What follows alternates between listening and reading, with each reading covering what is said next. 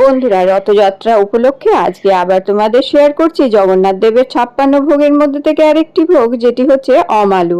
এটা রেখে 2-3 দিন খাওয়া যায়। এটা খেতে অত্যন্ত সুস্বাদু লাগে। তাহলে চলো ঝটপট দেখে নি খুবই অল্প সামগ্রী দিয়ে কিভাবে এই অমালু তৈরি করা যায়। এখানে সবার প্রথমে আমি নিয়ে নিচ্ছি 2 বাটি আটা। এটি আটা দিয়েই তৈরি করা হয়। এরপরে এখানে নিয়ে নিচ্ছি আমি সামান্য হাফ ছোট চামচ নুন। এরপরে এখানে দিয়ে দেবো আমি 1 চামচ ঘি, মানে 1 টেবিল স্পুন ঘি। এখন ঘিটা দিয়ে এবার এটাকে খুব ভালো করে মিশিয়ে নিতে হবে। ঠিক যেভাবে আমরা ময়াম দিই ওই রকমভাবে আটার সাথে খুব ভালো করে একটু মিশিয়ে নিতে হবে। ভালো করে এইভাবে ডলে মিশিয়ে নিলে আটার সাথে খুব সুন্দরভাবে এই অমালু ক্রিস্পিও হয়, আবার সফট হতেও হেল্প করবে এটি।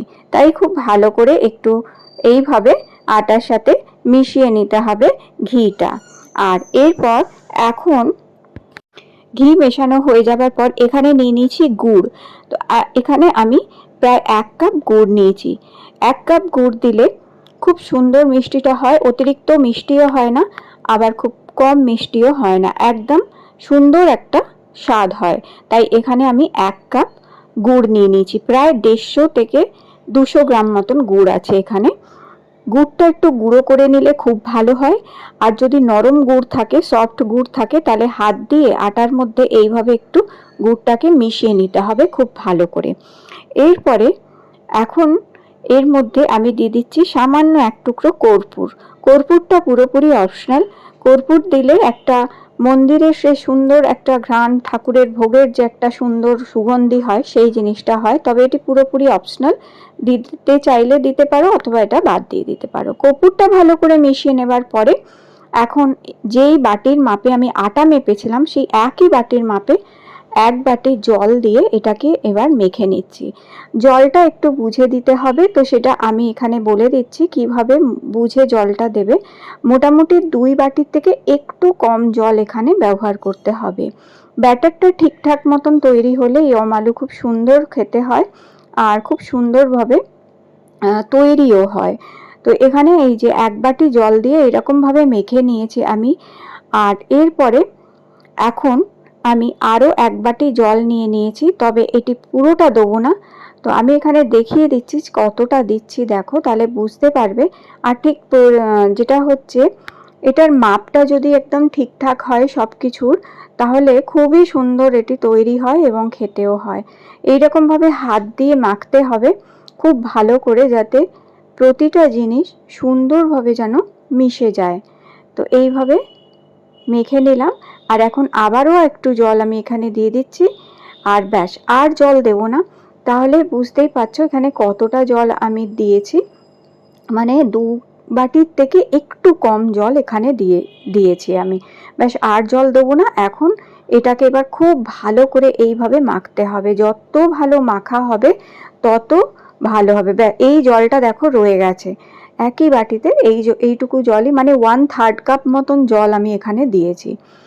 আর এইবার ভালো করে এটা এইভাবে মেখে নেব।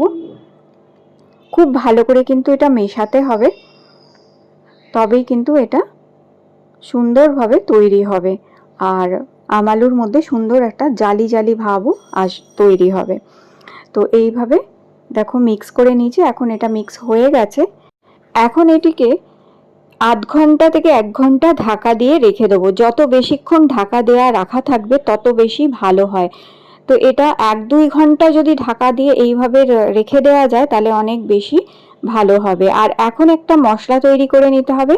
তার জন্য আমি এখানে 2 বড় চামচ নিয়েছি মৌরি, 8-10টা মতন নিয়েছি গোলমরিচ, আর 2টো নিয়েছি বড় এলাচ। মন্দিরে বড় এলাচ ব্যবহার করা হয়, কিন্তু যদি বড় এলাচ না থাকে সেই ক্ষেত্রে 4টে ছোট এলাচও এখানে ব্যবহার করা যেতে পারে। তো এরপরে এর মধ্যে লাগে একটু লবঙ্গ। তো আমার কাছে ছিল না লবঙ্গটা, তাই আমি লবঙ্গটা এখানে দিইনি। কিন্তু অবশ্যই তোমরা 4-5টা লবঙ্গ এর সাথে মিশিয়ে দেবে। তাহলে কিন্তু অনেক বেশি সুস্বাদু খেতে হয়, আর খুব সুন্দর একটা গন্ধ হয়। আর সেই মন্দিরের সেই প্রসাদের সেই ভোগের গন্ধটাও তোমরা কিন্তু পাবে এর মধ্যে। তো এখন এই সমস্ত মশলাগুলোকে আমি বেটে নিচ্ছি এইভাবে। তো শিল নোড়ায়, মিক্সিতে, অথবা এইভাবে হামানদিস্তাতেও বেটে নিতে পারো। আর আমি যেমন কি বললাম, আমার কাছে যেহেতু লবঙ্গটা ছিল না তাই আমি দিতে পারিনি। তোমরা অবশ্যই 4টে লবঙ্গ এর সাথে একসাথে গুঁড়ো করে দিও, অনেক সুন্দর গন্ধ আসবে এটাতে। এইভাবে এবার এটাকে বেটে নিয়েছি। খুব বেশি মিহি করে বাটার দরকার নেই, আধ কোটা মতন করলেই হবে। এখন দেখো কত সুন্দর জালি জালি এসছে। এটার মধ্যে আমি প্রায় এটা 1 ঘন্টার মতন ভিজিয়ে রেখে দিয়েছিলাম। এখন এই মশলাটা এর মধ্যে আমি মিশিয়ে দেব। এই মশলাটা মিশিয়ে নেওয়ার পরে আবার এটিকে খুব ভালো করে মিক্স করে নিতে হবে। এখন এটা আমি মিক্স করে নিচ্ছি মশলাটাকে ভালো করে। এই মশলাটা এইভাবে মিক্স করে নেওয়ার পর এখন দেখো তোমাদের আমি ব্যাটারটা দেখিয়ে দিচ্ছি যে কতটা ঘন হয়েছে। ঠিক এই রকমই কনসিস্টেন্সিটা রাখতে হবে ব্যাটারের। এই দেখো হাতার উপর এইভাবে লাগালে হাতা থেকে সমস্ত বেরিয়ে পড়ে যাবে না, তাহলে হাতায় আটকে তাহলেই বুঝবে ব্যাটার একদম পারফেক্টলি তৈরি হয়ে গেছে। চলো এবার একটা ফ্রাইং প্যান এখানে আমি আগে গরম করে নিয়েছি। ফ্রাইং প্যানটা এখনো কোনো তেল ঘি কিছু দিইনি। প্রথমে ফ্রাইং প্যান ভালো করে গরম করে নেবে। এটা ফ্রাইং প্যানেই করতে হবে এমন ব্যাপার না, রোজকার রান্নার কড়াতেও এটা করা যেতে পারে, কোনো অসুবিধা নেই, সুন্দরভাবে কিন্তু জিনিস উঠে আসবে। তবে একটাই মাথায় খেয়াল রাখতে হবে, আগে কড়া হোক ফ্রাইং প্যান হোক যাই হোক সেটা খুব ভালো করে আগে গরম করতে হবে। গরম হয়ে যাবার পর সামান্য তেল, সাদা তেল অথবা ঘি দিয়ে দিতে হবে, অথবা তেল ঘি মিশিয়েও দেয়া যেতে পারে। ঘিয়ে তৈরি করলে এটা অনেক সুস্বাদু খেতে হয়। চেষ্টা করো ঘি দিয়ে তৈরি করতে। 1 হাতা দেওয়ার পরে এটার আঁচটা মিডিয়াম টু লো রাখতে হবে, হাই ফ্লেম একেবারেই রাখতে হবে না, তাহলে কিন্তু ভেতরে কাঁচা থেকে যাবে, ওপরে পুড়ে যাবে। তাই একদম মিডিয়াম টু লো ফ্লেমে আস্তে আস্তে এক পিঠ যখন হয়ে যাবে, ধারের দিকে দেখবে রং পাল্টাতে আরম্ভ করেছে, ব্রাউন হয়ে গেছে, তখন এটাকে আরেক পিঠ উল্টে দিতে হবে। এটা বারবার উল্টালে চলবে না। যখন দেখবে ধারের দিকে রং হয়ে গেছে আর মাঝখানটা পুরো কুক হয়ে গেছে, কাঁচা ভাব নেই, তখনই এটা উল্টে অপর পিঠটাকেও এইভাবে ভেজে নিতে হবে। ব্যাস, এই যে অমালু তৈরি হয়ে গেছে। এই অমালু উপরে তোমরা একটু ড্রাই ফ্রুটস দিয়ে সাজিয়ে দিতে পারো। আর এই অমালু ক্ষীর দিয়ে খেতে হয়। ক্ষীর তৈরি করে নিয়ে কিংবা পায়েসের সাথে, ক্ষীরের সাথে এটি খেতে অত্যন্ত সুস্বাদু লাগে। তবে শুধু শুধু এটা খেতে কিন্তু দারুণ লাগে। তাহলে এই যে সামনে রথযাত্রা আছে, এই রথযাত্রার মধ্যে ঠাকুরকে, জগন্নাথ দেবকে বাড়িতে এই অমালু তৈরি করে দিতে পারো ঠিক এই পদ্ধতিতে। আর এটা 2-3 দিন রেখেও খাওয়া যায়, কোনো অসুবিধে নেই। এটা 2-3 দিন বাইরেও রেখে খাওয়া যাবে, নষ্ট হবে না এটি যদি ঠিকঠাকভাবে তৈরি করা হয়। আর ক্ষীর দিয়ে খেতে অসম্ভব টেস্টফুল লাগে এটি।